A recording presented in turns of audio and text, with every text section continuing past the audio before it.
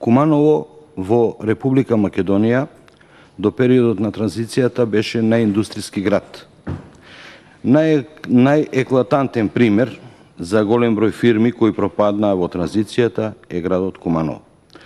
Куманово, како град кој беше најиндустријски во Република Македонија, во периодот од 1994 година па натаму, додека беше главниот удар на транзицијскиот бран, остана со најголема стапка на невработеност. Ќе дадам некои бројки за да го подкрепам ова тврдење. Во Куманово во 2005 година број на невработени беше 28.855. 2016 година 18.600. Последните бројки од пред неколку дена 2017 19.300, од кои 10.400 активни баратели на работа. Во изминативе 4 години, бидејќи Куманово беше најзагрозен град во Република Македонија по прашањето на невработеноста, партијата ВМРО-ДПМН направи една студија на кој начин да оваа акутна невработеност ја намали. Една од мерките беше рестартирање на овие предпријатија жртви на транзицијата, другата мерка беше отворање на ТИРС зоните во Куманово. По прашањето на мерката рестартирање на жртвите од транзицијата, во Куманово постојат се уште фирми кои се во некоја поволна кондиција, така да постојат реални шанси да можат да бидат рестартирани. До сега, поради законските процедури кои беа во стечајните постапки, имавме стечај на кој крајот не им се гледаше. Меѓутоа, со носењето на законот за брза стечајна постапка, во Куманово многу фирми се ослободија, така да во овој момент во Куманово имаме одреден број на фирми кои со мала помош можат да бидат стартирани и да акутната невработеност во овој период можеме да во Куманово ја поправиме.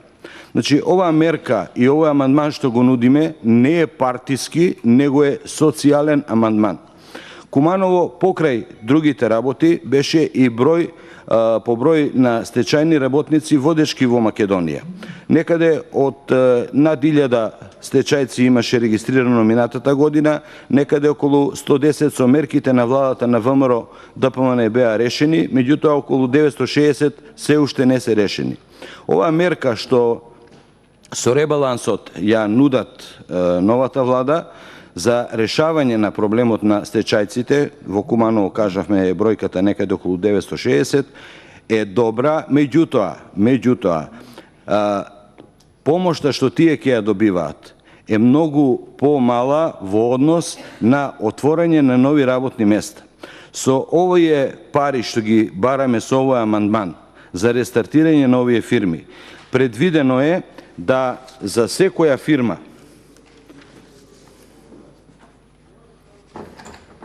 на заинтересираните инвеститори по стекнување на собственост на имотот од друштвата ќе им понуди државна помош со цел креирање на поголем број работни места, со посебен акцент на ангажман на поранешните вработени стечајци. Значи, најголемата бројка на стечени работници во Куманово потекнува од пчеларскиот комбинат ЧИК, кој беше воведен во стечај уште 1994 година, гигант со 4000 вработени, после него беше Кирофетак, фирма со 1500, така да бројката на овие стечени работници од тој период, преку одредените активни мерки што владата ги даваше на ВМРО во изминативе 11 години, таа бројка се компензира, меѓутоа се уште имаме многу голема бројка. Зошто овој амандман го нудиме сега? Затоа што во претходниве 3 години се направија големи напори да овие одредени фирми стечените постапки завршат, спремни се за продавање, меѓутоа Бидејќи се во полоша кондиција, државата треба да инвестира со символични средства да за секое ново креирано работно место фирмата која ќе управителот кој ќе ја земе фирмата, државата ќе субвенционира 2000 евра. За вработување на стечаен работник 4000 евра. Бидејќи во тие фирми платите што ќе ги добијат, пензијскиот стаж што им фали, имаат шанса луѓево сето тоа да го надополнат со оваа мерка. Оваа мерка е многу битна за Куманово, бидејќи втората мерка која ја предлагаме тир зоните треба подолг временски период додека се адаптираат и да тир зоните заживеат. Меѓутоа, за акутно решавање на овој проблем, оваа мерка, овој амандман, прифаќањето на овој амандман ќе покаже дека бригата за стечајците, за невработените, на оваа влада која се нарекува реформска, меѓутоа со кратењето на сите овие работи што ги изнабројавме овие денови, не сум убеден во тоа. И оваа мерка што сега им се предлага на стечајците, за мене лично како човек, тоа е бришење на совеста што ја имаат према тие стечајци и морам да кажам дека еден од водачите на стечајните работници потекнува од фабриката ЧИК, која е 1994 година внесена во стечај. Значи, мерката за помош на тие луѓе е добра, меѓутоа сметаме дека оваа мерка со овој амандман што ние ја нудиме е многу поголема. Сепак оваа мерка е резултат на 3-годишна работа и на Министерството за економија и на мене како пратеник за ангажиран за Куманово, така да сметам дека во наредниот период самите граѓани на Куманово ќе бидат свесни со губењето на власт на ВМРО-ДПМН кој е најголемиот губитник. Не е партијата ВМРО-ДПМН, губитник се граѓаните на Куманово.